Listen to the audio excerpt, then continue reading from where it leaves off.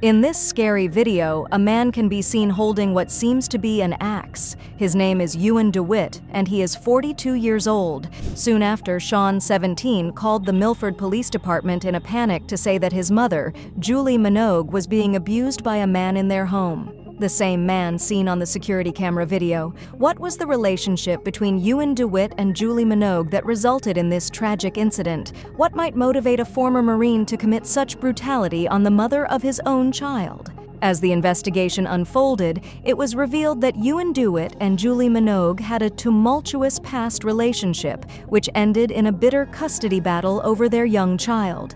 DeWitt's anger and resentment towards Manogue had been simmering for years, and it finally boiled over into a violent outburst. Despite his training as a Marine, DeWitt's mental state had deteriorated to the point where he could no longer control his impulses, leading to the terrifying incident caught on camera. Julie Manogue was born on July 19, 1982, in Goshen, New York, to parents Gerald J. Manogue and Sandra Barash Duper. After graduating from Monroe Woodbury High School, Julie attended Orange County Community College before her professional life brought her to Milford, Connecticut. There, she worked as a medical assistant at the Coastal Obstetrics and Gynecology. By all accounts, Julie was a loving, caring mother to her 3 sons: Nicholas, 21, serving in the U.S. Coast Guard; Sean, 17, still in high school; and baby Luke, just 3 years old. She was devoted. For most of their lives, Julie had been a single parent. Nicholas and Sean were from a previous relationship,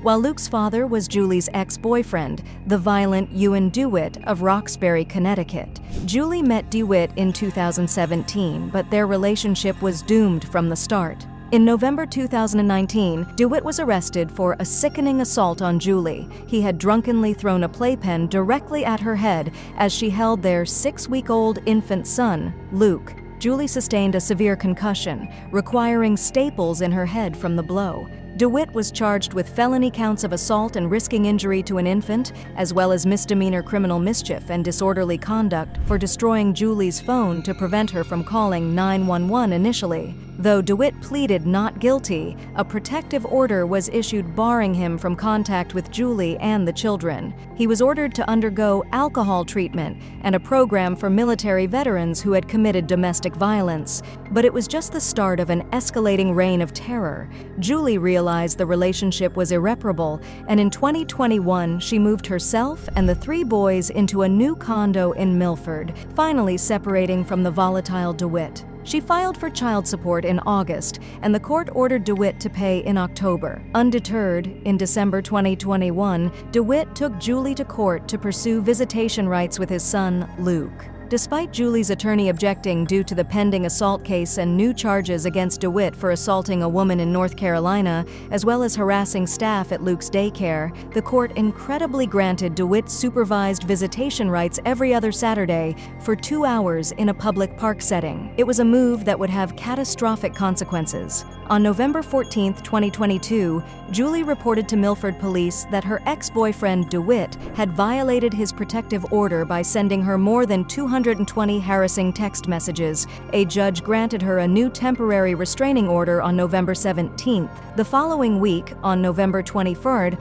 the police sought an arrest warrant for DeWitt related to the violation. However, the warrant application was denied by the state's attorney's office and sent back, requesting more information from the investigating officer. Inexplicably, the officer failed to resubmit the application, instead allowing it to go dormant without securing a warrant to detain DeWitt for his mounting crimes against Julie. It was a failure that would prove fatal. Just over 2 weeks later, on the night of December 6, 2022, Julie's teenage son, Sean, awoke around 9 p.m. to the sound of screams coming from downstairs. He called 911 in a panic, saying a man was in their home attacking his mother with an axe and that she was lying bleeding on the kitchen floor. Chilling security camera footage from a neighbor's Ring device showed a man matching DeWitt's description, calmly strolling toward Julie's condo, gripping an axe in his hand like he was out for a casual stroll.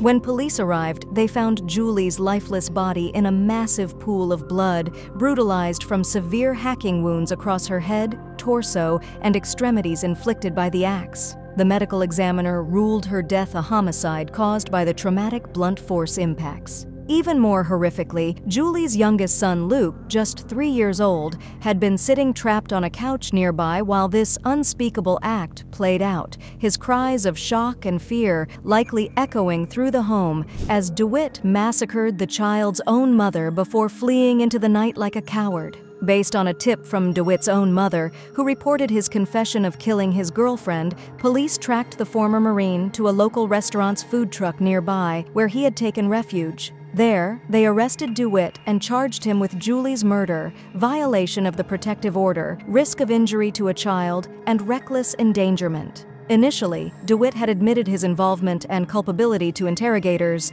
However, after being assigned a public defender, he predictably recanted his confession as his attorneys began pursuing a mental insanity defense based on claims of lingering issues from DeWitt's military service. Prosecutors, however, remain confident in their case against DeWitt. They have sought judicial approval to collect DNA samples from the suspect, anticipating they will find forensic evidence on the murder weapon directly linking him to Julie's killing. They also have the security camera footage, his initial confession, and testimony from Julie herself that he had continuously violated the protective order to stalk and terrorize her despite her best efforts to escape his abuse. As DeWitt awaits trial for the brutal slaying, held on a $5 million bond, Julie's heartbroken family has filed a lawsuit against the city of Milford and its police department. They allege gross negligence for the authorities' failure to act promptly on Julie's pleas for help and to detain DeWitt after his apparent violation of the protective order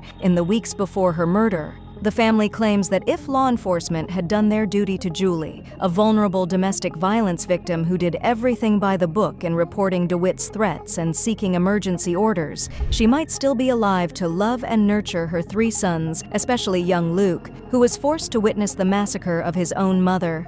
They are seeking substantial damages for Julie's pain and suffering, as well as loss of companionship for the grieving children. At a somber vigil held just 5 days after Julie's killing, hundreds gathered to mourn the bubbly, friendly woman described by loved ones as someone who lit up every room she entered and fiercely loved her 3 boys above all else. Her family established a GoFundMe for the children that raised over $100,000 from an outpouring of community support. Raw from the shock and grief of Julie's senseless death, many at the vigil channeled their anger into vows to raise greater awareness and prevent domestic violence. This horrific societal issue impacts over 10 million people per year in the United States alone. Studies show that domestic homicides are most likely to occur shortly after victims seek protective orders, with 1 in 5 kill it after securing an order that tragically could not save them. In response, state legislators have begun exploring legal reforms such as the broader use of GPS monitoring devices for high-risk domestic abusers and allowing victims to be alerted if offenders breach protection perimeters. They also examine improved communication channels between law enforcement agencies, courts, and victims' advocates to ensure everyone can access offenders' complete histories of threats, violations, and charges that could potentially inform bail decisions and prevent oversights from allowing dangerous individuals to roam free. For now, Julie's family and the community impacted by her tragic death can only continue to grieve and pursue justice, while advocates work tirelessly to honor Julie's memory by implementing vital safeguards to protect the untold others who live in fear of domestic abuse. No protective order should be just a piece of paper. Enforcement and prevention must be the utmost priorities. As Julie's father, Julie Manogue, said through immeasurable pain, "My daughter did everything right in alerting authorities. She put her trust in the legal system's hands.